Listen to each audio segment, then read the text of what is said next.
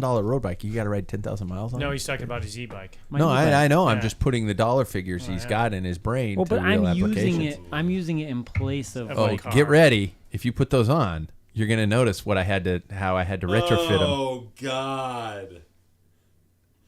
Hey, Are they on the inside? Yeah. Sweet. can you read that better? Well, I'm blind at baseline. I can read it better like this than I can like this. Yeah. I can read my freaking... You can read it like this? Yeah, well, I can read my computer now when I'm What riding. does it look like from right here? You don't can't even see it. That's You know what? The Jackson's defense, he's not just extremely soft. That is not bad. The amber lenses you can see in there, you can probably see them. And what I'll probably do is actually just remove one of them. So when I want to look at my computer, I'll just close an eye. really. And there are times when I notice it's kind of awkward. It's kind of awkward because let me think, I can't think of with the eye now because I'm not on my bike. When I want to look back and see what gear I'm in, the bifocal gets in the way. Oh, So I'll probably just remove it from that specific side from the right eye. and then just close my eye to look at my computer. Yeah. Interesting. Yeah, these are the things we go through. Either that or you'll throw up. Guys, I made it. Yeah. Yeah, you No, did. you're late. You did indeed. Yeah. You're late. It's Get off at 6:07. 6. Well, quit. Okay. Don't you dare tempt me. We all need to quit. Yeah. And just Yeah, ride bikes. you're Like so today, right. Just ride we bikes. could have gone and done another Oh, 50, my 60 God. miles. Yeah. I know. Today was beautiful. Mm-hmm. Fuck you. I went on a second ride after the one I posted with your wife. Whoa. This guy. That has so many wrong connotations. Yesterday, he rode 35 miles after he was, like, oh, I can't ride anymore on Sunday. And then he goes out and he just rides more junk miles. They weren't junk miles. I felt good. It was sunny. I felt happy. I'm gonna rip your I felt legs happy inside. That was new. That was an experience I haven't was had for new. 7 years. Happy inside. Yeah. Well, that's new. That sensation. Wow. Before we begin, sponsor mentions from some of our great supporters. New one, the Pros Closet. What started out as a simple site featuring, old pro bikes, now has turned into one of the greatest ways to get out on the roads and trails with high-quality gear that doesn't break the bank. The Pros Closet is more than an eBay for bikes, more brands than just about anywhere, accessories, parts, apparel, and so much more at fair prices, which, as we know, is far from the norm these days. Be sure to use our link at packfiller.com or let them know we sent you. I'm going to probably put the sponsorship right on the chopping block right now and ask, has anybody ever bought anything through the Pros Closet yet? I've looked at stuff. Yeah, I have too. Quite in depth. And I've almost pulled the trigger about 5 or 6 times. So I never have yet. I've bought, like, new stuff. Yeah. Them, like cleats and things. Yeah. Well, there we go. Welcome to the Pros Closet. Ooh, thank God. Muck Off, the finest in care for your finest possessions. That's right. You must care for your bikes, or they will not only look badly, but perform badly. Muck Off makes it so easy, from tubeless setup to lube and cleaning tools and liquids. Muck Off will keep all things running so smoothly. Oh, so smoothly. Get over to their website today using the link at packfiller.com and get 15% off your first order today. Notice I keep saying use the link at packfiller.com. because I need to keep these guys in beer. And we're about to run out of stout, and I'm going to have to probably take orders about what the next beers are going to be.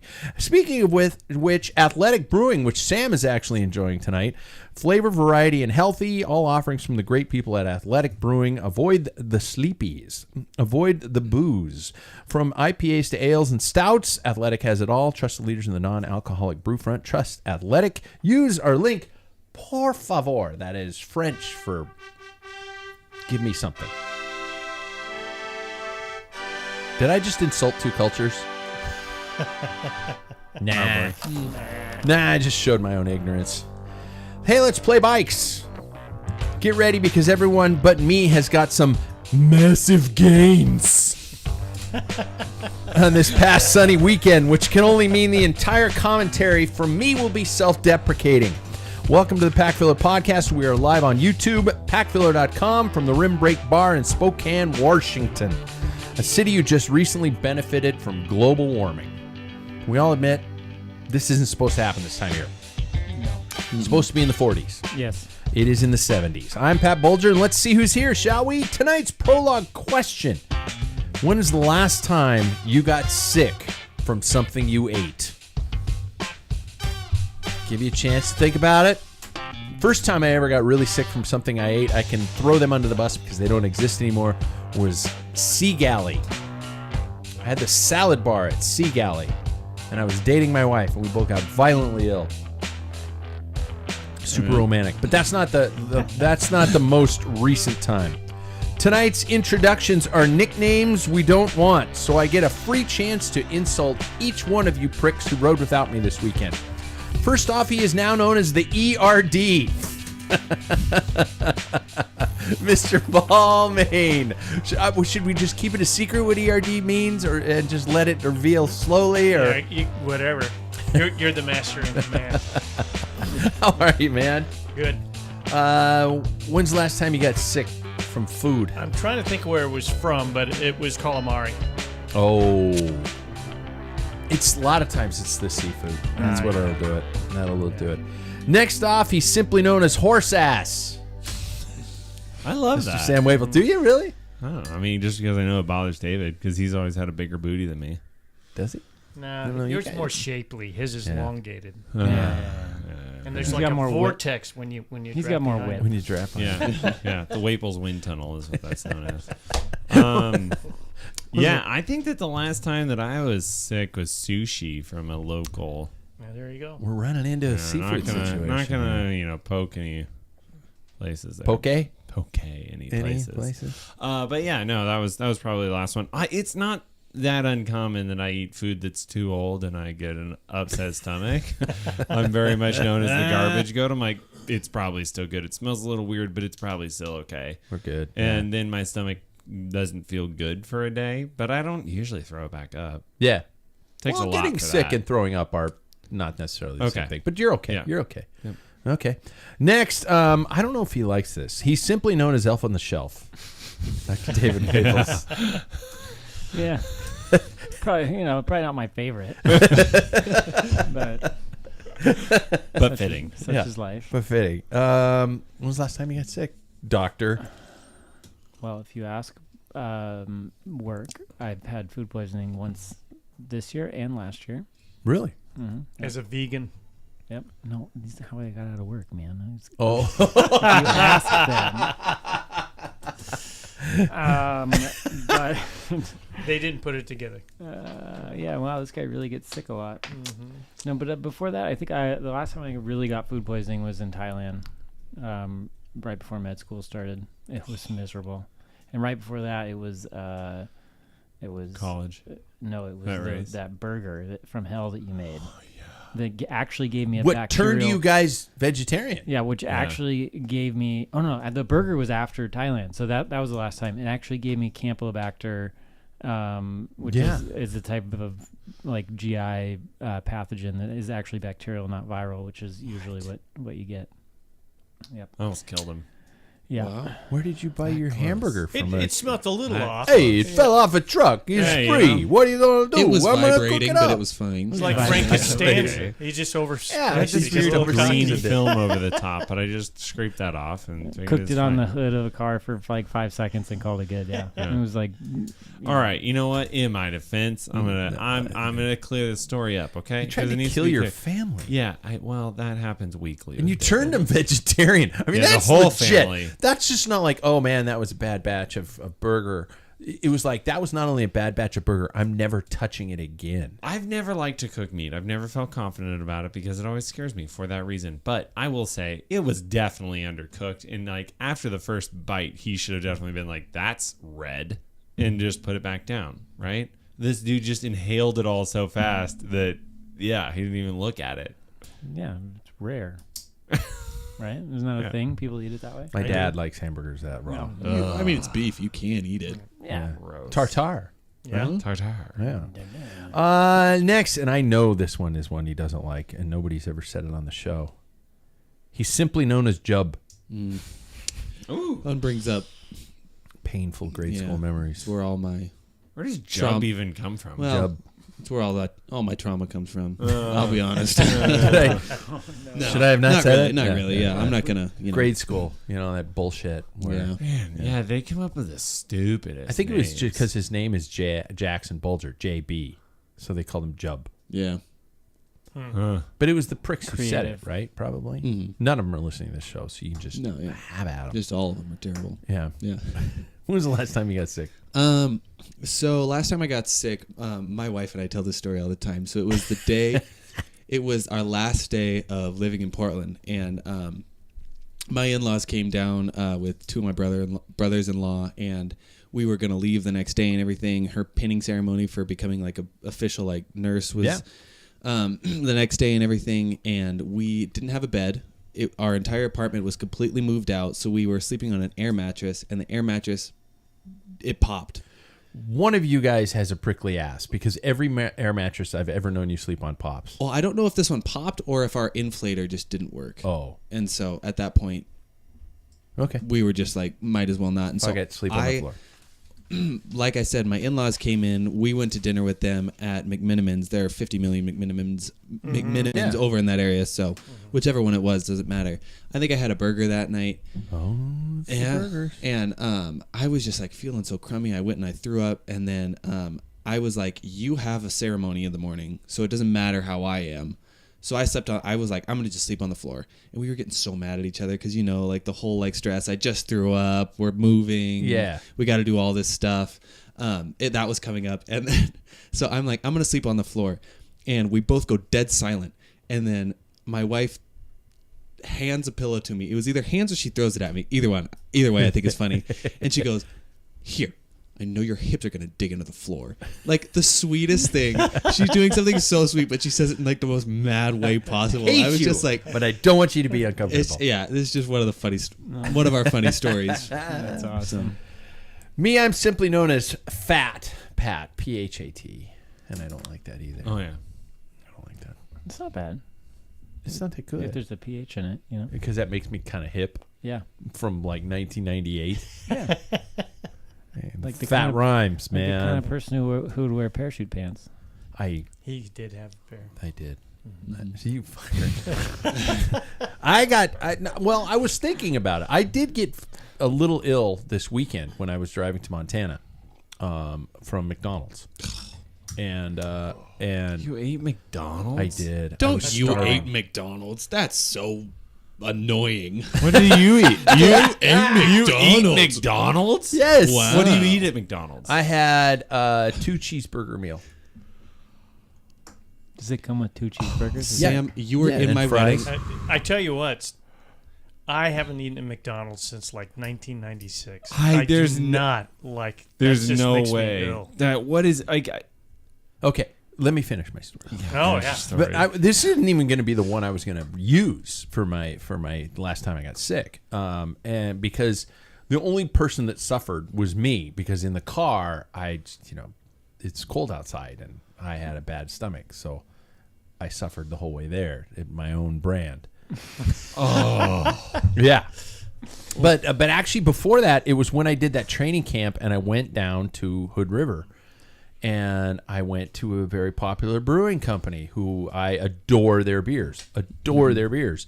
I got some food to go out of the window, and I came home and I ate it, and I watched the Gonzaga basketball game, and I woke up in the middle of the night with that, that. I'm not gonna puke. I'm not gonna. Feeling Why is Then my you- mouth feeling salivating? hot. Yeah. Are ya? Then you go to the bathroom and you're just standing there or sitting there or just moving around, just going, okay, am I going to do this? No, I'm not going to do this.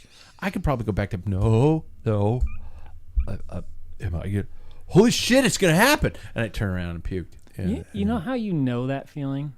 Yeah. Like, because we've all been there.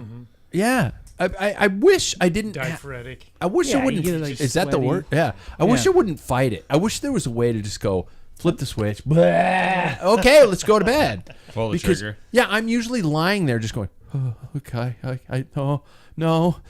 Oh, God. After a while, oh, you kinda God, feel- See, I always why? feel way Why worse was if I I throw born? So like I can keep it down most of the time. Really? It's But very that's so rarely I stupid. throw up. Wow, Sam's so strong. He doesn't throw up. He doesn't eat McDonald's. Shut up. I will say there have been times that I'm in an airport and I'll have one of those like what is the breakfast thing that they do with egg and cheese? Burrito. Egg McMuffin. That's it. You say you go to McDonald's. You're a fucking and you know liar. what? The egg that is in that is probably some powdered egg Yeah. that you're gonna find anywhere else. I'm not about to eat their beef or their chicken or any of that. other Their fake Jesus. sausage he eats.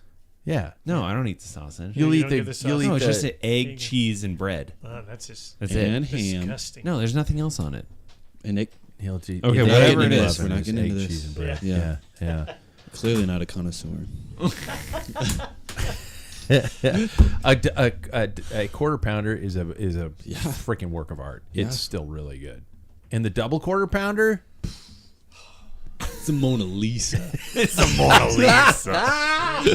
good. I'm not a Big Mac guy. I don't like Big Macs.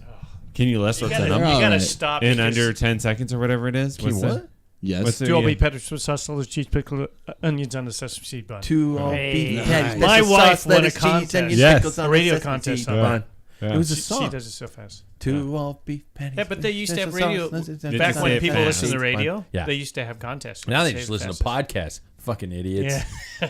Who does that? Whoops. Oh. I want to start by saying my week was somewhat productive. I notice I'm saying my training week first. I got 4 rides in, if I count yesterday, and 2 of them were outside. I am slightly ahead of my usual numbers, which makes me happy per spring, and that doesn't include last year because last year I was on the operator's table. Operator's table. Operator, get me off this table. And things are going well. That being said, this past weekend was beautiful, and you assholes got in 2 absolutely great rides. So let me have it. How were the rides, and how has your week been? Anybody who wants to start can start, because I know you're all just going to gloat and rub it in, and I'm going to get drunk. They're pretty great. They're pretty great. Yeah, it was all Yeah. right. Oh. Yeah, it was all right. Yeah.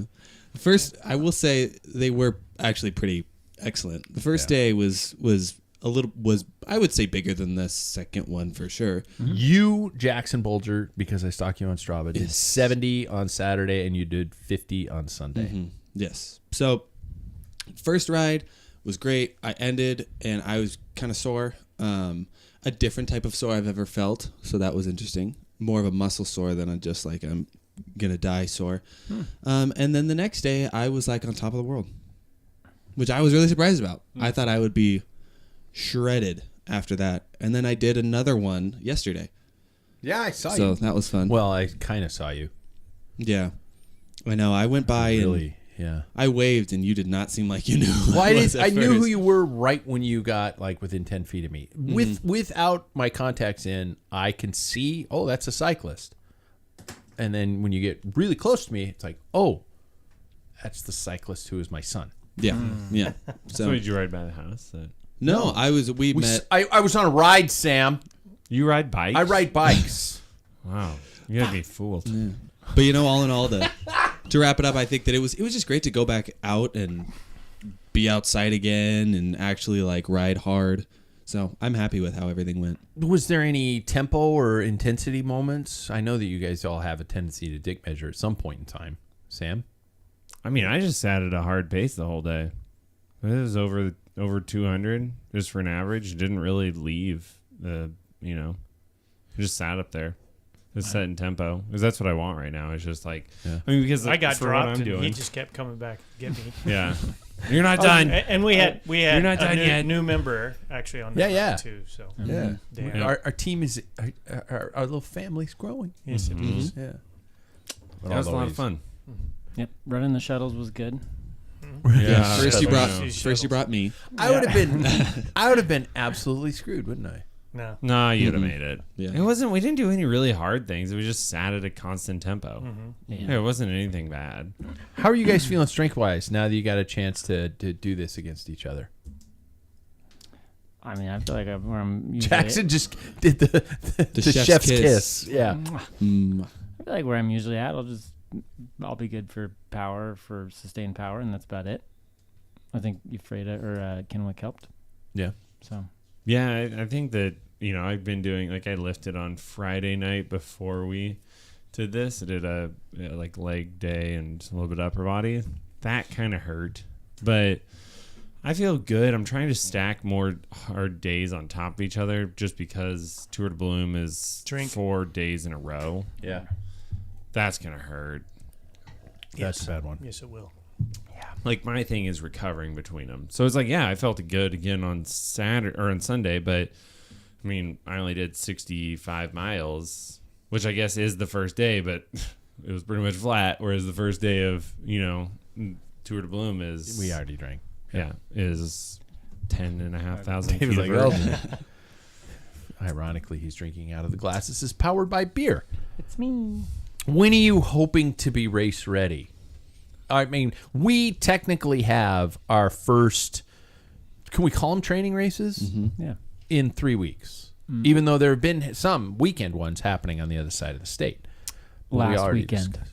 Yeah. Yeah. That's when I was hoping to be ready. You were. Last weekend, yeah, for Kennewick, yeah. Mhm. So, Didn't work. How was it? Have you adjusted those intentions, plans? Next weekend. Okay. Yeah. Nice. Yeah. Next weekend. That'll be the one. Paul, when are you expecting to be race ready? Are you hoping to be At the race rate ready? I'm going, it'll probably be May.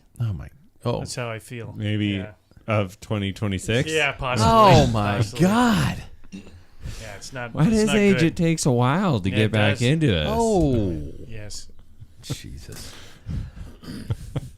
Jackson, when are you hoping, and are you ahead or behind of last year? I know you hold the numbers pretty close to your chest, so Yeah. you don't have to answer. No, I think in 3 weeks I'll be ready. I mean, went for a couple of city limits this week and the pops there, but yeah, I think that much stronger than I was last year at this time. So Good. Feeling Okay, good. so that's big. yeah, Okay, yeah. right on. Sam, how's Mr. Perfect? I think that I'm right where I need to be. Yeah. Really? Yeah. I think like the biggest thing is that I need to work on recovering from explosive efforts because like in the 1-2 races, a lot of it is like get into a break and then you have to be able to sustain a high power, right? Yeah. So it's not just like I'm not training for being a sprinter. I don't care if it came down to a group sprint, I'd just be like, Jackson, here's your pole. Good luck. And I just like I'm not going to sprint for a sprint finish. It's just not my style. So I think that for what I'm training for, it's all going. I mean, well, I'm like Maui was a really good boost. Yeah. Yeah. David, are you gonna be a god this year, or are you just gonna You're be? gonna be fast. You I got. think- I I mean, mean, I I'm got gonna the have- I'm gonna have- Greek god beard going, so I'm just Yes. wondering. That helps. I'm gonna have lots more time off than I ever had, so hopefully I'll actually have some fitness.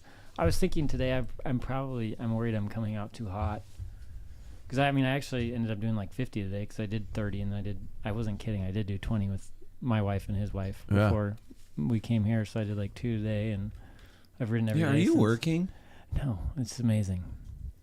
Yeah, I haven't. Like, Unemployment. Yep. Try it. I'm got all this time to ride and take care of my life Wow. now, and so it's going well. But I'm sure It's going well. It's going well. It's really cool when you can It's really sleep. cool when you have some independence and you only work 40 hours a week. It's so great. I can't believe that that's normal. Yeah. So no, I mean, we'll see what happens with the races, I guess. But I just want to have fun. I just want to go out and like hurt people. I'd never like. I'm really never going to a start line like thinking I'm gonna come across first. I'm looking around thinking I want people to remember how bad I hurt them. Say my name. Yeah. I mean, yeah, a couple of you will beat me. But I want at least 10 of you to remember that you got dropped on my effort. Yeah. That's what I go out for. I don't necessarily go for the finish line. So This weekend's looking a little bit colder, a little bit back to normal in terms of our weather. Right now outside, I think it's probably 60. Nine. It says 70. No, 61. But that's in the shade outside. Mm-hmm. That's heaven for us in March. That doesn't happen. So this weekend is looking to be a little rainy, a little colder, stuff like that. Normal Spokane for late March. Does the bike ever go back on the trainer? Why or why not? Paul's shaking his head. No Jackson is nodding his head. Sam is nodding his head. David is shaking his head. no. So what happens this weekend if you open the windows on Saturday morning and it's piss and rain? I think that for my own mental state, I've already checked out that I'm not riding this weekend on the road. if it was like, pissing rain or just like not incredible weather, I will go mountain bike. But I'm gonna go do like just elevation laps basically at Beacon. Like nothing like super technical. I just want vert because that's what I need. I can't believe I put you and Paul next to each other. I know, Yeah. but that or I'm gonna hop on the trainer. I mean, but I also have the house projects I'm trying to finish. Excuse. $100 says he's. Oh, I had to work on my sewer line broke, and I decided to fix And it I did it myself. myself. Yeah. I was crawling like Shawshank. Paul, you shook your head. No No way. effing way. No. So It's above freezing, and if it's raining, it's raining, and you can't control the conditions even if it's race. It's a race. It's 40 degrees. I'm going to be out there from now on out. Wow. So, yeah, what does it matter? Get you conditioned and mentally prepared. Oh, I will You know. drop out of Tour de Bloom so fast. if it's If raining. it's raining, If it's 40 degrees and raining. I'm coming to that the point. last couple of years, it hasn't been that good. They had the hail, and they Yeah. actually, I think they even Ace, thank you. truncated. I'm coming to that point after RC3 last year. Yeah. After how much I got into my own head because it was so cold, I'm like, Yeah. I just gotta fess up to the fact that I am a complete wuss. I don't like racing in the cold anymore, and I don't have to. I don't like it, but I do it Yeah. because There's- I like racing. There's something just epic about it, I think. Yeah. I remember when we raced 2 years More ago. rain. Well, when we raced 2 years ago, it was like you just have to accept in the moment that you're going to be cold for a little bit and then it'll warm up. But that was like that was probably one of the best races I've ever been a part of just because it was so like, Gnarly. it was just a war of attrition at that point. Yeah. Winds blowing sideways with Yeah. the rain. Nothing quite like it. And that's the Snow. thing. The thing, everybody, you Epic got to keep snow. it. Well, you got to keep it in mind. Everybody's in the same condition, and those who don't want to be there are going to quit. And it's like riding somebody off your wheel. Same race. It's like the same joy you get when you ride somebody off your wheel. You can have that choice It's like for me all day long. I made you brake. You could Yeah. not handle. I increased the pace, and you can't handle it. And it's the same type of deal. Yeah. I can because I've endured like where it was snowing and we literally were racing on snow that was like 2 inches thick in Montana. But I've done it. I used to be good. I don't at need it. to do it anymore. I used to be really good at Just it. like for me, also it's the risk of crashing and everything else is just too high. Like the thought that I can't go to work on Monday, and I'm like Right before the show started, you said you'd quit. happily, but my boss wouldn't let me. I could walk in tomorrow and be like, "Hey Jeff, I quit," and he'd be like, "Cool, see you Thursday." Yeah. And you're like, damn it. Yeah, damn it. All right. Love you. Yeah, me too. I'll be back. David, your bike's not going back on the trainer. No, remember, once a year. It goes on once a year, it comes off. And then I will either... I mean, it's March. It's okay to take a weekend off. That's the other thing. Like, if you have to, it's fine. Or I haven't been on the mountain bike because it's been too freaking nice to, like, not go on a road bike ride. Yeah. I have only ridden the gravel bike 3 times because it's been too nice to not go on a road bike ride. So if the weather turns a little bit, I'll go for a different type of bike ride. See, you guys are killing me with the choice of going to the mountain bike or the gravel bike in bad weather. Yeah. That's muddier. That's gross. That's but even worse. you- That's Giardia waiting to happen. But you want to, you're like, the expectation is that that's what you're doing. You know, like you go mountain biking expecting you're going to get dirty in those conditions, and you're going slower. That's the other thing. It's not as cold or miserable. You can get a great workout in without, like 20 miles an hour in the rain is really cold. And cars coming close to you, and I don't know. I just have very little tolerance for being in bad weather with traffic around me and all the other things. Just don't want it. Like I'd rather go disappear out in the woods. You're in the trees. It's not as wet. Disappear out in the woods. That just makes me sound funny. I have some personal advice to ask. I am heading for a week of training. One of the good things about being a teacher is spring break. I am going to lovely Chelan, Washington, for an entire 6 days of a training camp. If someone were to go on a training camp, what would you guys recommend be the training agenda? How would you approach? I have 6 days of training, and this is you personally. I'm asking if Jackson, Sam, Paul, David went to. If you had 6 days, kind of like you did in Hawaii, what would you do? Would you go out an interval base? Would you do mileage in zone 2? How would you break up a free week of your life into time on the bike? Anybody? I will start because I'm going to take the scientific approach to this. You've been doing intervals all winter long, so you should be theoretically better equipped with all of that, right? Like just punchy efforts. Yeah. What you are probably lacking right now is where do you go at 3 hours? Right? Like how does your body respond to 4 hours? And so I would personally set like a longer, like time and try to do that multiple days in a row. So this is just like what I did in Maui. 3-4 hours a day. Every day. Zone 2. Zone 2. Do you guys remember San Luis Obispo for me last year? Yeah, Dave. 420 miles and just a shit ton of shrimp burritos. That's my advice. So as many miles as you can get. And as many burritos. Yeah. And don't focus on just get miles, saddle time. Focus on like making sure you're enjoying it. You're not going out there to suffer. You're just doing it because you want to do it. And then you eat a bunch of burritos afterwards. Yeah. I came back like 4 pounds heavier. And 400 watts heavier. Yeah. I did not make a ton of fitness gains in that regard, but it did serve me well throughout the year. I would probably pretty much do like what Sam was saying, but I will say one thing I would do is I watched another creator out there. He's actually a coach and he's in the Lifetime Grand Prix. His name's Dylan Johnson. I was going to say, you can mention names. We're not hiding anything. No, not at all. But he suggested when I was training for BWR, which I kind of use now if I ever want to like go on rides by myself, is start it with kind of like, because I know you want to aim for some sort of like sprint efforts, right? Yeah. Yeah. So thanks to you. Well, you were Dad, just quit. Just look in the mirror, dude. You're a sprinter. Use what you got. Honestly, that's what I say. But I'm just gonna sprint because I'm heavy. I'm kidding. No, I know. I know. But I'd probably I would start that ride probably after like a little warm up. Start it with a little bit of a sprint, and then just do like your 2 hours or whatever, and then kind of finish it up with that. Just so you have some sort of like burst in there. But find some moments. Yeah, but it's not an interval workout. So yeah. So when are you going? April, first week of April. And then you're gonna do the first. You can't do the first. You want to know what's hilarious? I'm going to do this whole week of training. I'm gonna come back on a Sunday. Monday, I have a heart ablation procedure. The guys can be like, "Wow, your heart looks really tired." On Paris-Roubaix.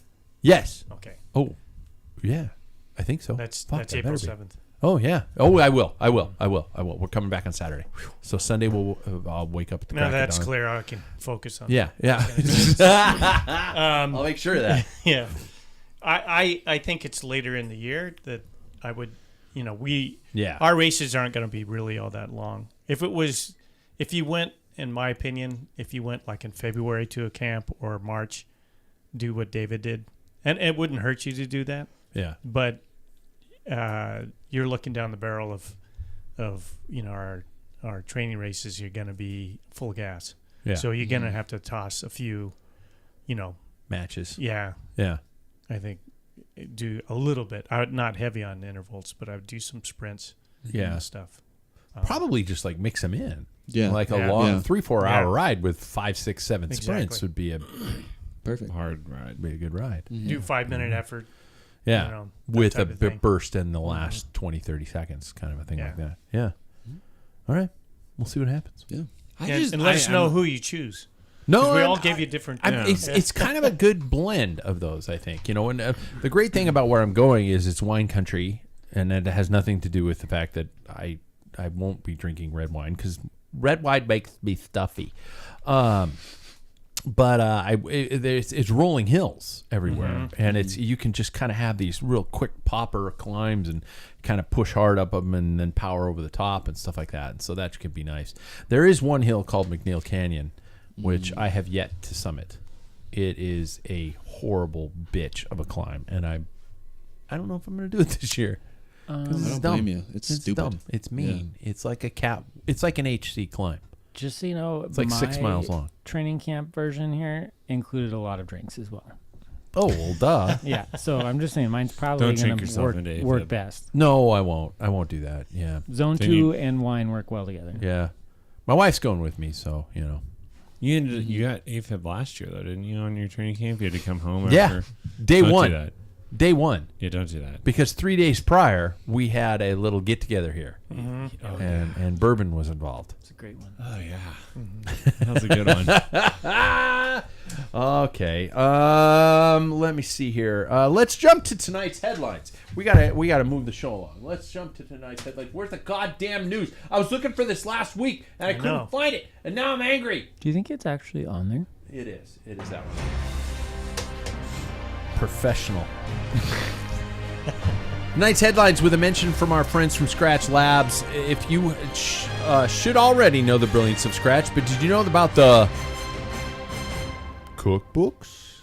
That's right. From tonight's dinner to what you should have on your jersey pockets on the next long ride, Scratch has a series of cookbooks with the cyclist in mind. Be sure to check out them all, along with some sample recipes in their blog. You can actually pick up stuff off their blog. Really great stuff. Please use the link. Milan-San Remo happened this last weekend. David is this race in Italy. And I have to thank Jackson for taking my third pick. You do, because you made me switch to Michael Matthews. Yeah. He's my boy. I know. I love that guy. Bling! That brought me the overall win with 2 riders in the top 3 with Michael Matthews and Todd A. So I'm not keeping track, but I won. Who in the hell in this room who watched the race would have ever thought Jasper the Disaster? Jasper Phillips. I'll never vote for him. Just like I'll never vote for Ghana. Now, it's so funny because of the documentary. He looked like such a sweet, gentle angel, and then last year's Tour de France, you're like going, dickhead? I don't know. Aren't we all? Yeah. Yeah. Yeah. You put on a set of Liker, we're all a bunch of pricks, you know? Right?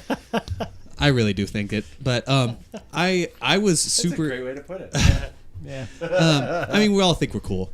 Yeah. Let's be real about it. I am cool. So, exactly. He's got like He's not even in like that. He's been wearing it all day. But I didn't expect it either. I mean, I think that, I forget if it was Rob Hatch or whoever was commentating, said he's probably the best sprinter in the world right now. And this was solidified to it. But I was telling my wife on the weekend that it's one thing that's so exciting about crit cycling is that you never really know what's going to happen. We're back in that era, and I'm really, really happy to see it. Because like you said, I never thought that Jasper Phillips was going to actually, was even going to be there in the end. I mean, to see that Van der Poel pulled, he was thinking the entire time that I don't have the final sprint here. I might as well just pull Jasper to the finish. And then he takes it, but also to see that Tade against like some of the world's top sprinters is third on the podium. It's like, after his effort and pulling everybody down the hill. I thought this entire race was unbelievable at the end. The entire race, the entire 6K. At the end, yeah. But it's just like it shows the form of such a different spread of riders. Yeah. Fastest edition of Milan-San Remo. Large group over the top of the Poggio. What the hell's going on? Tom Pidcock. If he wasn't back there, he would have won. Right? He made up so much room on the descent, and then he put in that flyer. I'm telling you right now, if he was on Van der Poel's wheel, we would be having a different winner. Yeah. Crazy. I don't know. With Phillips in there, that's the thing. I don't know if you guys saw the interview with Van der Poel afterwards. He said he felt like he had good legs, but when Phillipson pulled up to him, he said, "I'm in good form. I feel it." So he said, "I was hoping that was the case because he dug in deep, you know." Yeah. Because that gap on Pidcock would have never been closed if it wasn't for him. Because that's a part of racing which is so exciting. That's everybody talks about the most exciting race really is Milan-San Remo because it's the last 20K. Yeah. And let's be honest, it's the last 10K. You've got climbers, you got 5K. You have stage racing, Grand Tour winners win it, sprinters, and we were just talking last week where, sprinters are not even, it used to be a sprinters race. Then it's just and then it wasn't, and then it was. And, that's the type of race this is. You cannot pin it down. I mean, it just depends on how things go. Conditions were great. I'm sure there's a slight tailwind that helped. But it was one of the easiest races for Tade. That's what he said. And he still got third.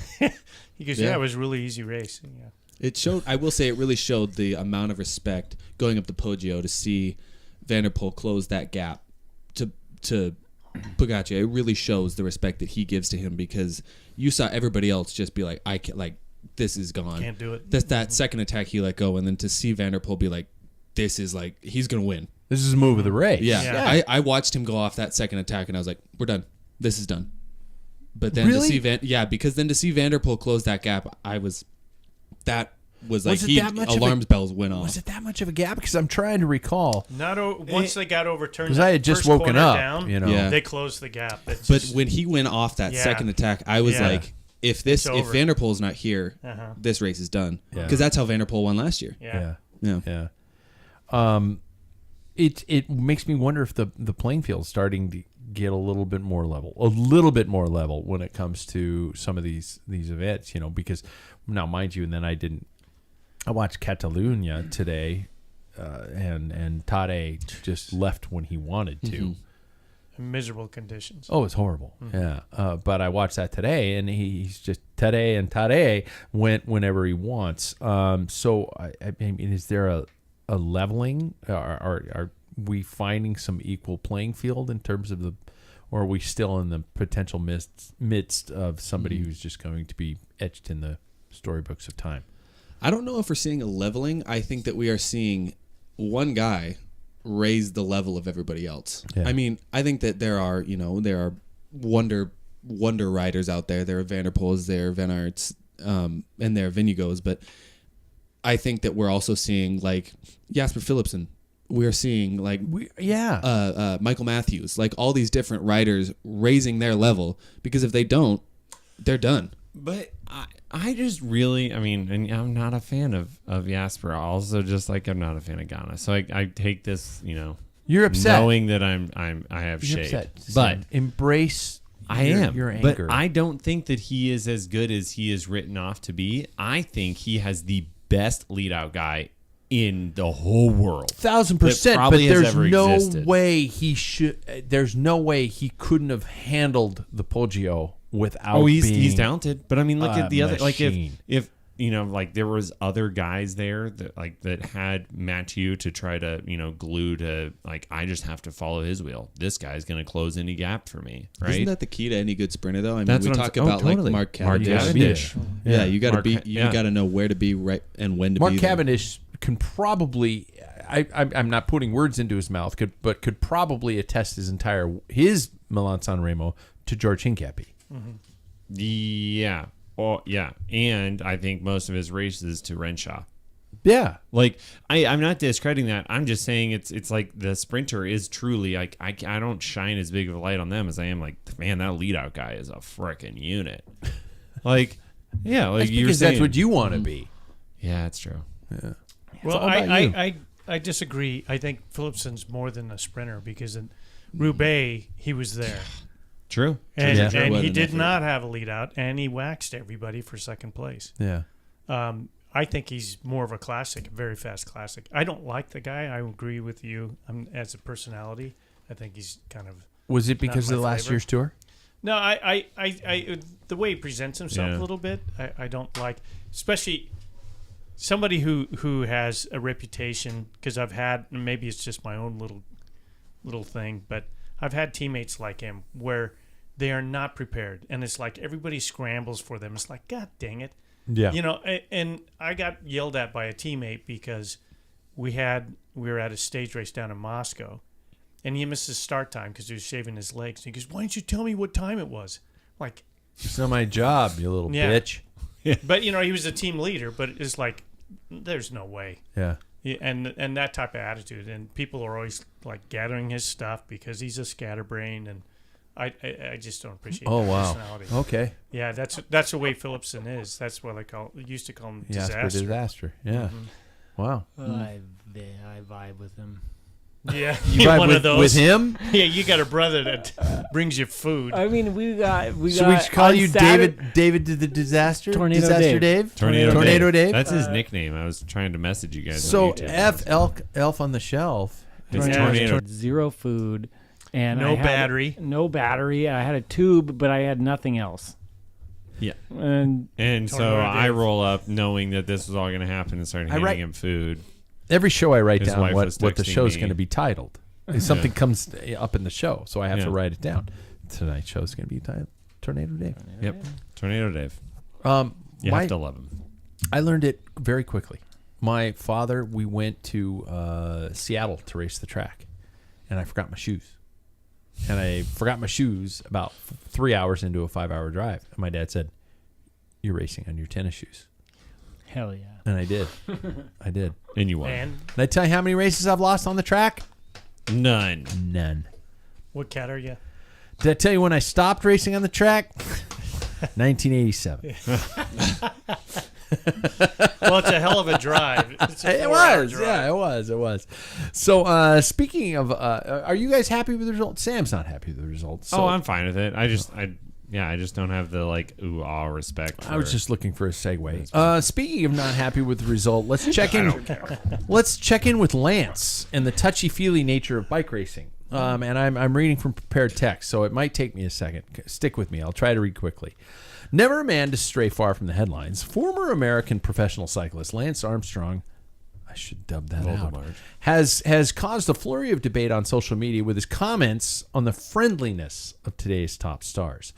Speaking in a lengthy interview, shocker, on the Happy Endings YouTube channel, which... Rough title. Yeah. Voldemort drew comparisons between his rivalry with Jan Ullrich and the supposed friendships among today's top stars, no doubt referring to the likes of Mathieu van der Poel and Tadej Pogacar remaining affectionate despite their sporting battles. I'm quoting him now. It was way less friendlier in our generation. This generation now, like these guys go hammer and race each other and some guy will lose. The guy who wins is waiting at the finish line and they're fucking hugging it out. I'm quoting him. I'm like, what? Are you just waiting there so you can all hug it out after you lost? The 7-time omitted winner of the Tour de France went on to say, I added that part in. He went on to say, I do think our generation's racing was better. Oh, that's cute. We didn't hate each other. Even for me, nobody ever did anything for me that would have led me to be like, okay, I hate this motherfucker. But I would make things up, like read an article or read a quote and be like, I guess I could read it in a certain way, like, well, okay, fuck them. You make it up. We just had more college locker room mentality where we would use these guys as examples and their quotes would just make up these rivalries. Is Voldemort running for fucking president for the Republican Party? Yes. That was cringy. I think the reason why it was like that way back then is because they were all jacked up on testosterone. Yeah. They're all dicks. Yeah. Well, That's especially him, like the most unliked human that has ever raced a bicycle. And that's how he thought. That's not. It doesn't mean everybody of his era. That's just his perspective. You know what I mean? That's what fueled him. Yeah. Is hatred and anger and that type of thing. And look what it's got him. Yeah. So screw him. What a horrible way to approach racing. Yeah. And correct, if you guys disagree, let me know. I love that these guys are coming up after the race and going, damn it, great job. I know that Tadej and Michael Matthews are incredibly close friends. Mm-hmm. Even Tadej and seeing he and Mathieu van der Poel or Vingegaard or stuff like that, just be professional and respect each other after the end of the race is really heartwarming to see. I'm like, cool. They can go at it, yet finish and go, shit, you got me, man. That was a good job. Or, hearing people make comments like, Jesus, Tadej left the peloton like a bullet out of a gun, and I don't know how we can catch him, but we'll try again. I think it's the respect that's pretty cool to see. Yeah. I mean, they all respect each other at the end of the day, and that's, you don't have to be a dick about it to make it a good race. So I think it's a sign of the times. You think about, like, the NFL, there was a period where it's all chest beating and everything. Yeah. I could never figure that out. Somebody would sack the quarterback. They're down 30 points, and he's beating his chest. What the hell are you doing? Yeah. You're behind. What does that got to do? Yeah. And back in the old days when I used to watch it, you nailed somebody hard and you knew it, they would like help them up. Yeah. And if that doesn't play with your head, it's like, hey, you all right, buddy? As opposed to like standing over and beating their chest. Yeah. I think we're in a better time when it comes to sportsmanship, and I like it. I also think about the next generation, right? So not the ones that are like my age, but the ones that are, juniors still watching these, top level athletes race against each other. If you're watching that era that Lance is talking about, you're probably going to raise people that have no temper at all, are going to show no sign of sportsmanship, and honestly, cheat. I'm sorry, but he did what he did. Yeah. So there's that. And then also, we're seeing now the type of racers where you go up and you say, good job. We are starting to see kind people in professional sport. And it's refreshing because now we're probably going to start seeing kids look at each other and say, hey, you got me today, but good job. I'll try and get you again tomorrow. Because that's really where our sport is going. If we want it to grow, we have to start showing that we can be kind to one another, but also race competitively against each other. You know how hard it is to shake someone's hand after they beat you? 100%. So freaking hard. And they're doing it in these huge races. I'm like, I tip my hat to you because I personally, that's hard. I was gonna shift to how we all handle it. I mean, David, a short while ago, was talking about the fact that he just wants to go out and make people cry, and things like that. How do you connect with your competition? Are you able? When you start a race, is there that element of I'm coming after you. I'm coming after you. Like you, Sam, you say, you're my bitch. You're my bitch. You're my bitch. Those types of things. And then how do you see yourself dealing with it once the race is over? I can speak from personal experience that in my day, absolute asshole. I was a pretty fast asshole for a long time. And I would yell at people. And I could say it. Thanks. You know how badly I want to scream right now. I know. But I can't because the microphones can only handle so much. How do you guys handle it? Let's start with the youngest here, Jackson. How do you? I know that you go to a start line, and you want to be the guy who wins it. Sure. How do you handle that energy, that emotion, that moment, and then are you able to switch it off at the end of a race? Going up to the line, I think this is probably a big surprise to everybody sitting here. I don't really talk that much. So to get really a word out of me, even on our rides, and this isn't because it's competitive, it's just kind of how I go. I don't really say that much. Yeah. It's just kind of how I idle, for lack of a better term. But I think that's in seriousness. First of all, that's kind of what I do when it comes to race time. I go quiet because I have a focus. When I start to chat, that's when my mind starts to wander and I get off of it. Yeah. That's what I got from my soccer days. That's even from now. But then, race time goes on and it's still, I don't have very much to say. It's just all focus on what's going on. Afterwards, I try and turn it off as much as I can because I know that if I don't, then I'll be unpleasant and I won't be like the nice person that I want to be. So just try and shut it off as much as I can. Am I wrong to say that you internalize it? I think frustration. I think it depends on the person that I am around. Okay. So around my wife, I don't really internalize it very much. Like I'm very open with her. But if I'm just not that I don't feel comfortable around you guys, but if you guys come up to me and or talk to me, that'll probably be still inside. Just an ulcer. Yeah. But just an ulcer. But, big deep breathing and all that stuff, it gets it out. Yeah. Paul, you always handle it so perfectly and it pisses me off. Well, it's because I don't win. A lot of practice. So it's a lot easier. No. But, for me, it's like there's times where I get angry at the end of the race, and it's not against the person that beat me. It's always, it's something I assess what I did wrong. That's the only thing I can control. My losing is I made a bad move or made a bad decision, and that's the part that bothers me. That and Jackson and I talked a little bit about racecraft on Sunday's Ride and stuff, and it's like the more you race, the more it just becomes natural instinct. You don't have to think about it. But when you do make a bad move, and I can't blame somebody unless they do something, like sweep me or something. Yeah. But they know they did something wrong, and I'll just say, dude, that was stupid. That's about it. Really? But they don't. I don't think anybody purposely tries to. I've never had anybody purposely try to sweep me, but it's happened. So, I do it more on what could I have done to improve, not take it out on someone else. And that kind of reminds me, Scott Bork. Yeah. He said that my problem was I never got pissed off at people, and that's why you'll never win. So, yeah. What an absolute asshole. That's what it goes.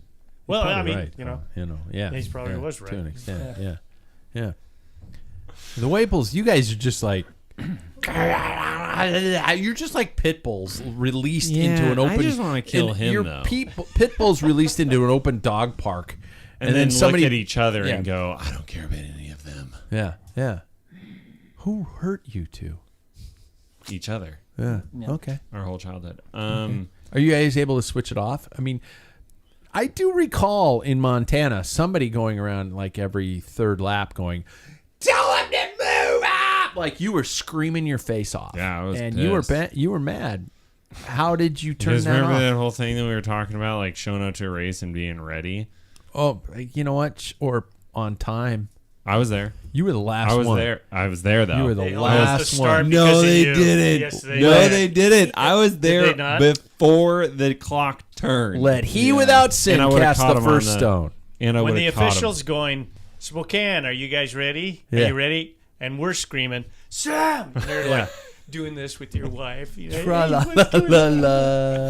my hair okay? Do you want? Yeah. I still stand by it. These shorts make my butt look small. Yeah.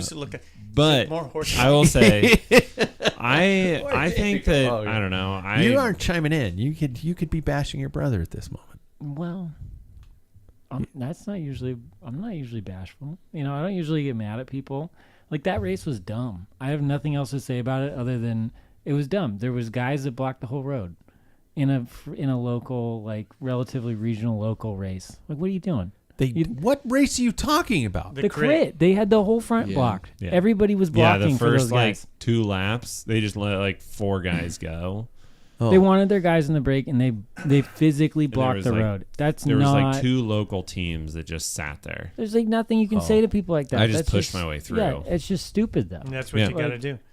And they did it where turn 1 because we got shrank down to a whole road down there, and that's when they just shut it off. Okay, all that aside, I will say that I'm not really that competitive unless it's a big race like that. Like the local stuff, I could really care less about. It's all about just trying to hurt everybody around me.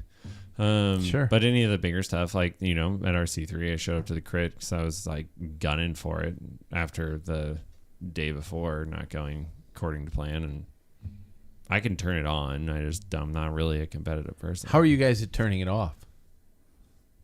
Fine. I think. Yeah? Yeah, I think that, Jackson might be able to speak to it, but, soccer, you go shake everybody's hand afterwards. Oh, that's bullshit. I hate that. Yeah, I know, but you have to. That's forced human connection. Fuck that. I think it's like that's your cue to shut it off. Yeah. Like that's your cue. Yeah. Hey, it's over. Shake their hand and move on. Like it's the same thing with the bike race. Yeah. It's over. Yeah. Most of these guys, like half the time we go to these races, somebody that we care about and call a friend does something stupid. The race is over. You can talk about it, but move on. Like they're still your friend. Mm-hmm. I find a hard time with it. But I hide it behind humor. I do. Or attempts at humor. Do you guys ever talk bad about other people when you're in your car on your way home? Oh, yeah. Okay. What's the ride home for? Like, what else is it for? That's the whole point. Yeah. Okay. I got to shift gears in order to get through all our segments. We are while there are multiple races happening this week. E3. Paul got mad at me because I didn't include it, and Catalunya all are occurring this week. We got to focus on Gent-Wevelgem in Flanders Fields, which brings the classics to Belgium. in Flanders Fields.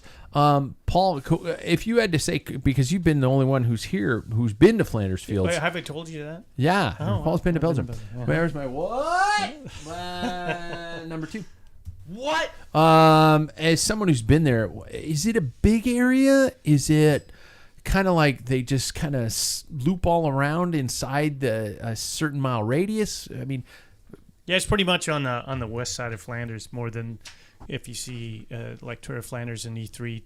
E3 is kind of the miniature version of Flanders, and they go a little more east. Yeah. And they hit all the bergs there. This one goes to Ypres or however people want to pronounce it. And it starts at the Minigate, which is it is actually to celebrate the World War I. Not celebrate, but so commemorate. Yeah. So they go by several of the mass graves of different countries. Wow. There's if you just watch it and you'll see just like white tombstones forever, and that could be Australia, Canadian, all these. So it is a special race. The big hill on that is the Camelberg, and they go up, and it's a cobble climb, of course, and pretty steep. And if you're on Arrivee, you can actually try it on your train. Yep. And they used to go down the cobble side. Years back, what was his name? He's from Wenatchee, raced for Garmin. Quince. No. Oh, my God. And he's from Wenatchee. Oh shit! Yeah. Sprinter. And he's now a fireman at Kirkland. Yeah. Anyway. Yeah. And I'm the 61-year-old. I have to rely on you guys to remember. His name the other day.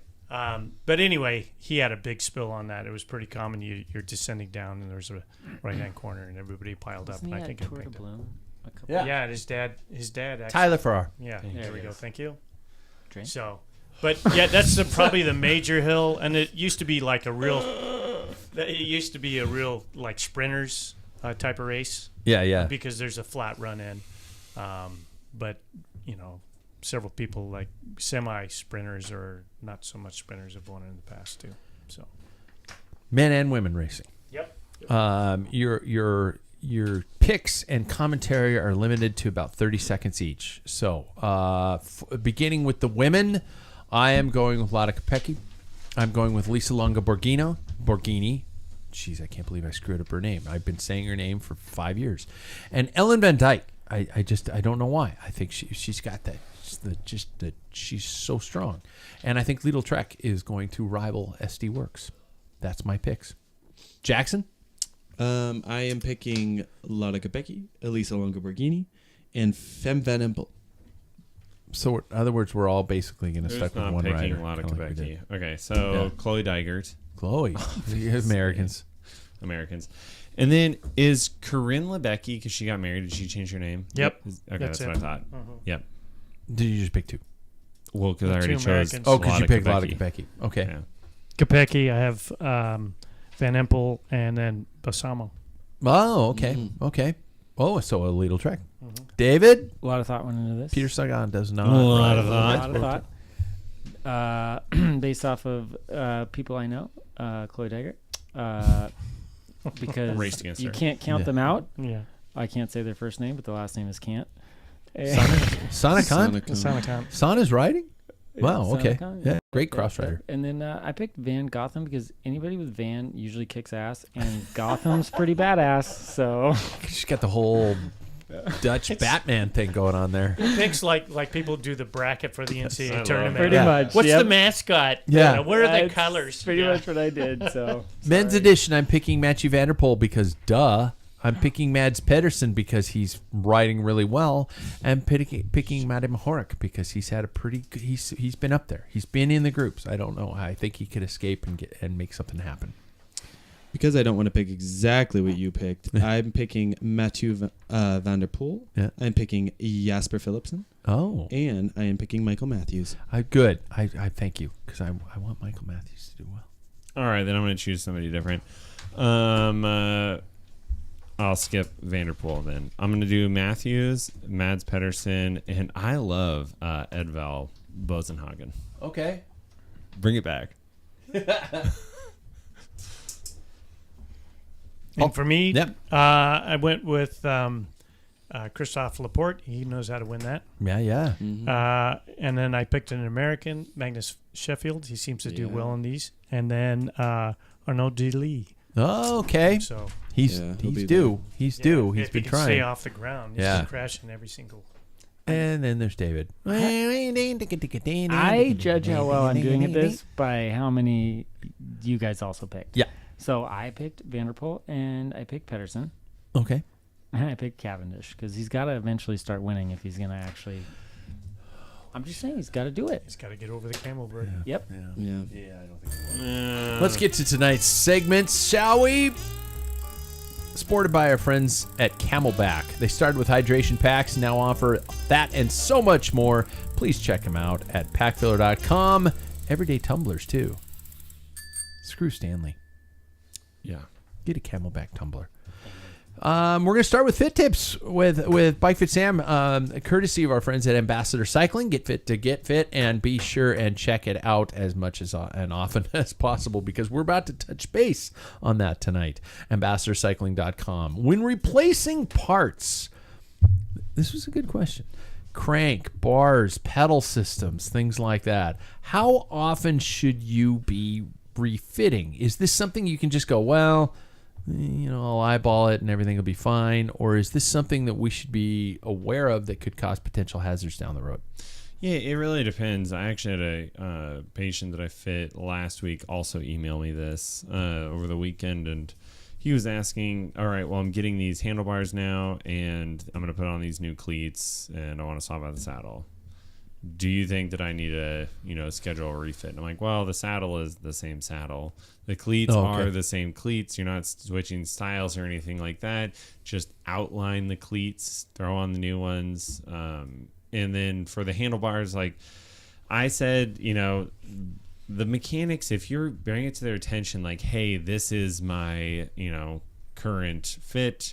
I want the new stuff to line up like this. Honestly, they can get it really close. And if it's not perfect, then schedule something with me to come in and have it. But a big part of my belief is like cycling is expensive enough. Like if you come in over and over and over again for, all these minor adjustments and things, as much as I love to see people, it just gets expensive.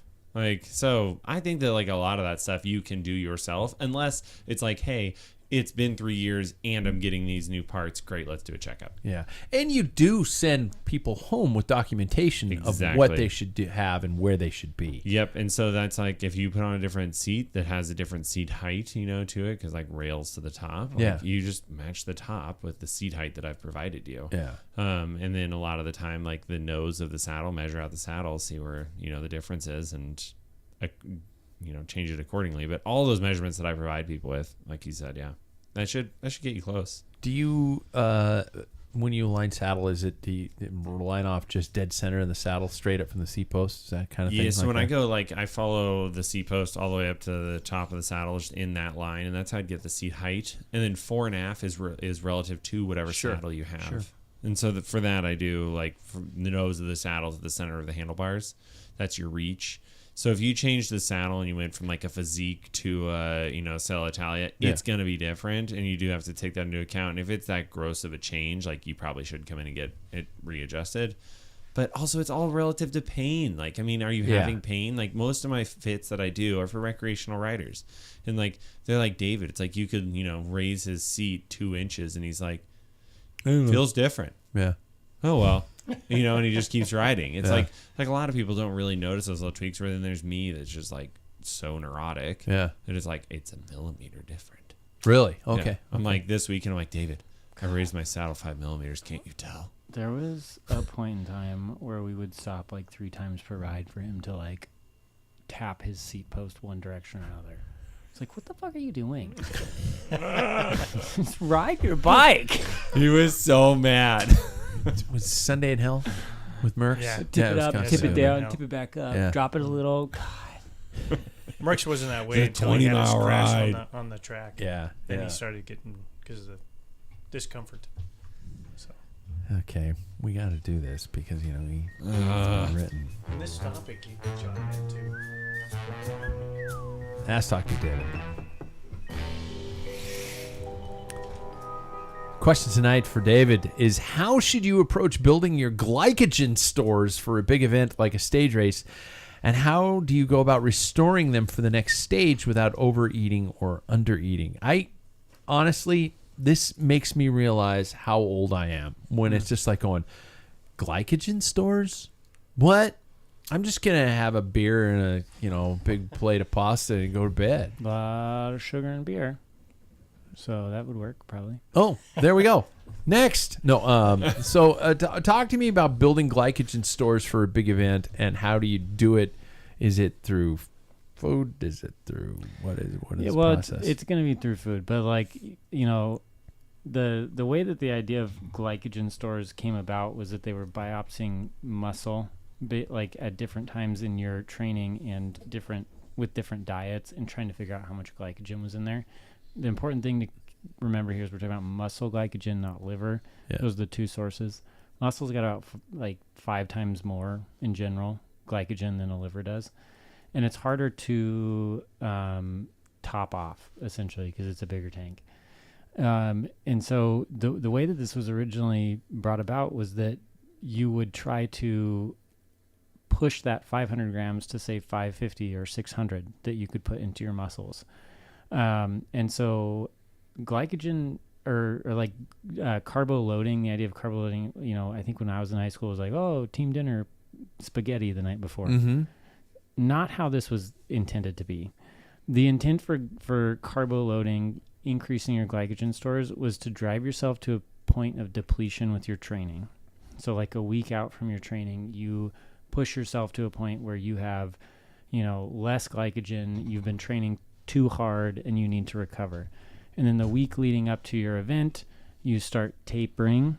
I think this is where we start getting the idea of tapering. You cut back your efforts and you increase your carbohydrate intake. You don't need to eat more calories in a day than you've been eating, but you need to increase the number of carbohydrates that account for those calories. So if you typically eat 40% carbohydrates, which is probably pretty healthy, you should increase to 60 to 70% for that week while you're tapering. So not only are you asking less from your body in terms of removing glycogen from the stores, but you're giving it more, and then you might be able to essentially add more glycogen to that bank than you typically do before an event. Now, as far as after, like in a multi-day stage race, you're just going to need to be consuming a large amount of carbohydrates, recovery drinks. You want to stay on top of your carbs during the event so that you don't deplete more than you need to. You want to give yourself simple sugars in the race so that you're not using the glycogen if you don't absolutely need to use it.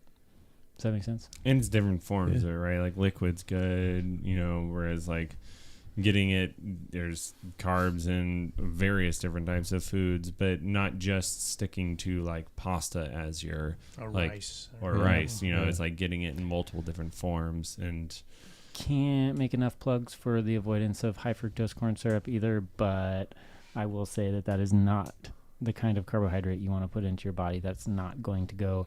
That usually gets converted directly to fat, not glycogen.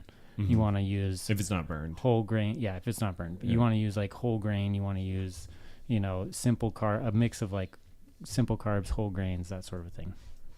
And that's what killed Wolverine. You guys ever seen Logan? Mm-hmm.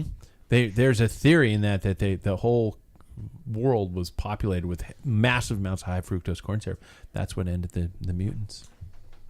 There you go. I believe it. Wow. That makes sense. Sorry, I blacked out into nerddom there for a second.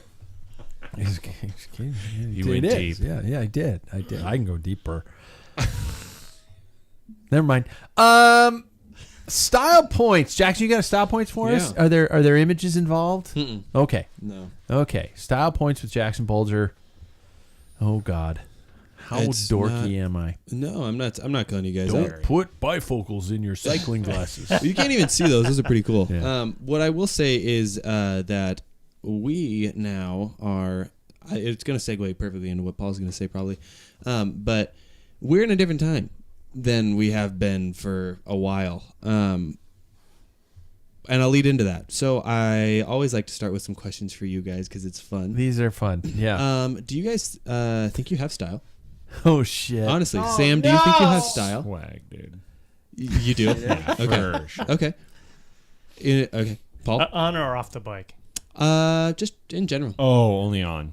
I'm hit and miss. I think, I just do my own thing. I don't really. Paul has style. Paul has style. Paul has total definitely off, has especially off the bike. He has Yeah. Euro style off Yeah. the bike. Yeah. Euro all around. Yeah. Yeah. Yeah. Anyways. David? No.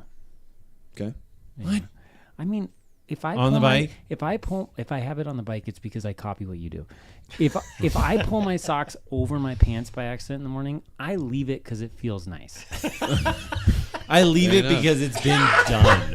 And He's on his mission, and he's got to get people to join the Church of Mormon. no, it feels nice when you don't have floppy things on your ankles.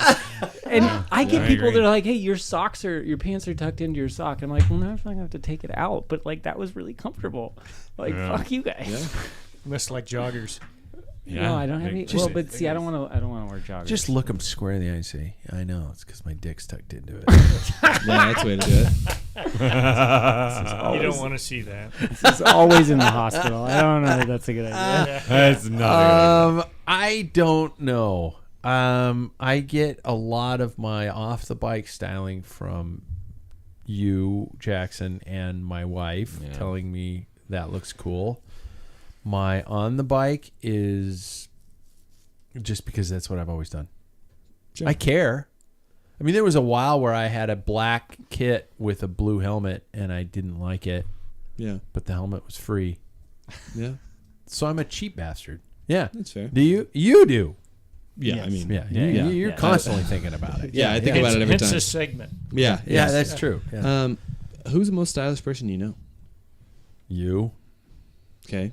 I appreciate that very much. I'd say my wife. Yeah. My wife is very stylish. That's what I was gonna say, dude. Danielle freaking kills it every day. I swear she doesn't wear the same outfit twice. I'm like, Yeah, how do she you- trendy. dude. Yeah, Ben also, though. yeah, Ben. The youngest brother. My wife's worked at home since COVID, so Pajamas. she's not stylish SpongeBob. anymore. Yeah. Whatever's She comfortable. doesn't listen. Yeah. Yeah. There are days when I'll know if she had a meeting. You know how I know? I'll Her come hair's home done? and I'll come home and the back of her head will be completely like still bedhead. Nice. Nice. Yeah. I'm hoping she's not listening. That is so If not, great. she'll be She's down not. here kicking my ass. Yeah. Yeah, exactly. And because so I asked that because I feel like when we talk about style, we always kind of like base our style around somebody we look up to in terms of what we want to wear. Do they do something that we like? And so I guess in that vein, do you guys have a certain cycling style icon that you look towards? Because I know I do. I'm going to get into this more, but I think the current era of influencers kind of influence, to use that word again, me into what I like to wear while I'm on the bike. Sam, do you have somebody you look at? Current, or can Paul and I go old school? I'm talking. My next question was: do you think that it's like when you think of style, it's current or retro? So okay. Yeah. go wherever. Mine was very much like 2014 DeQuinted Quickstep. Like any Quickstep, sorry. It was like the Wolf Pack, like Yeah. anybody in there. Loved Tom Boonen, like all those guys. Like Yeah. they were specialized bikes. It was Castelli gear. Loved that stuff. And so I think that probably still in the same vein with that. But any of the bigger guys like Matthew, I always look to them and I'm like, yeah, that's stylish. Okay. Matthew wears white shorts. That doesn't Well, work for then me. right now. For me, I think you're kind of dampered by your team's kit. So Sure. I mean, you can wear it right. So when I look at style on the bike, I look at the way they ride, and it just like Nibali was Vincenzo Nibali was to me like of late one of the most beautiful people who was on a bike, and before that I loved Mosier's style. Yeah. Those guys were they're just like glass. It looked like it was effortless, and they just didn't matter what they wore. They just had style on the bike. Oh, okay. Okay. I just kind of depend on whatever Sam's doing. Okay. And whatever I get you. Yeah. Yeah. And his food. Can I get one, please? Can I have one of those? Yeah, I'll take one. First thing popped into my head was Bernardino. Yeah. His style. I mean, he started off with the Ray-Bans, like the Aviators, which was so cool in the 80s when he rode those on without a helmet, of course. Yeah. And then he switched to the he and Charlie Motet switched to the Rudy Rudy's, projects, yeah. which I thought were the coolest thing in the world. Mm-hmm. And that and Lamont were all very much my influences at the time. If I had to go more modern, oh shit, that's hard for me to label, because cycling style is so, they figured it out. Yeah. I mean, even Cav has figured it out. The guy looks like a badass all the time. So yeah. I mean, individuals that come to my mind, I based a lot of my current style off of like what Ted King was, I think 2018, 2019. Sagan, I will say, I think that he was the first initiator of the big sunglasses in our current cycling era. Brought him back. Yeah. So And riders Harry like those. And I mentioned the influencer era because we are in that right now. Sure. So if you scroll through any of your social medias, and I'm sure that all of us are kind of cycling based, I would imagine, you find that we're in a very weird time when it comes to like social media. People are earning money off of this stuff now.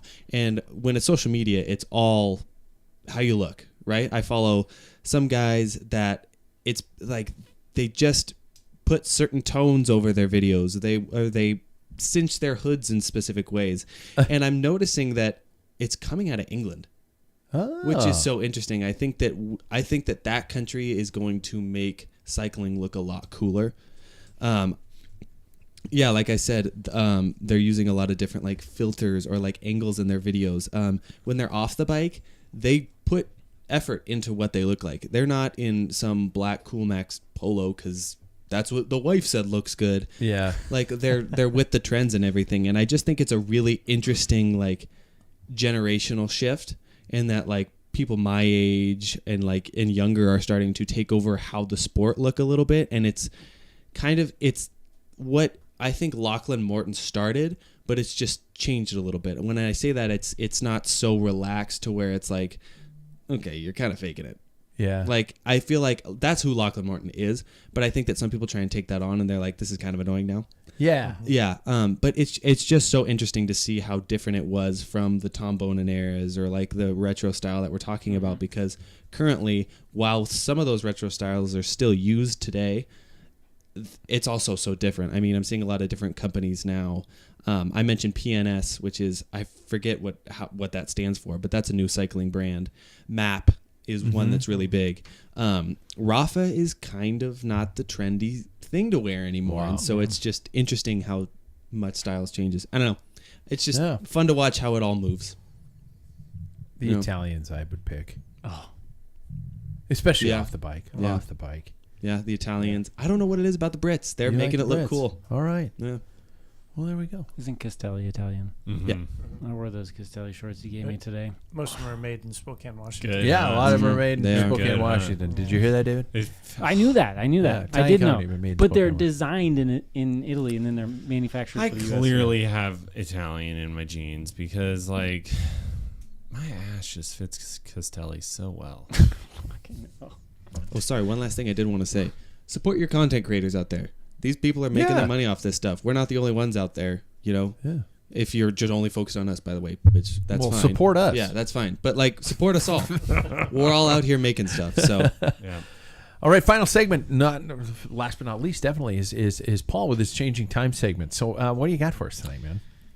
Well, I kind of I was listening to a couple of podcasts and then talking to Jackson about racecraft and stuff, and how I think this generation is using a little bit more, and I'm finding more and more people don't use their watts. I mean, guys in the races, they turn it off or they don't pay attention to it while they're racing, and I think that's why we're, in my opinion, it's getting back to what I knew in the 80s.